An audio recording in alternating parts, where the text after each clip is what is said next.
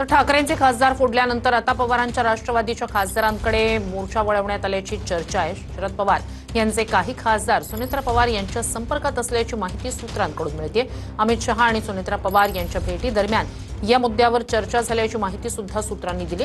उपमुख्यमंत्री सुनेत्रा पवार यांनी दिल्लीत अमित शहांची भेट घेतली। या भेटी दरम्यान या मुद्द्यावर चर्चा झाल्याची माहिती मिळते। पार्थ पवार सुद्धा यावेळी उपस्थित होते। पवारांच्या पक्षातील एकही जण फुटणार नाही। पत्रकारांच्या प्रश्नावर माढ्याचे खासदार धैर्यशील मोहिते पाटील यांनी हे उत्तर दिलंय।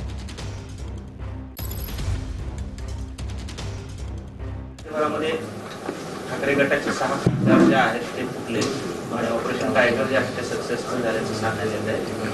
आणि आता पुढचा नंबर जो आहे तो राज्यात सुद्धा अशाच पद्धतीनं आपले जवळपास जे काही आमदार आहेत ते देखील फोडण्याचा डाव आहे असं देखील चर्चा आहे। उत्तम जानकरांनी त्यावर देखील भाष्य केलेलं आहे। काय सांगाल, कशा पद्धतीने राज्यातली परिस्थिती आहे?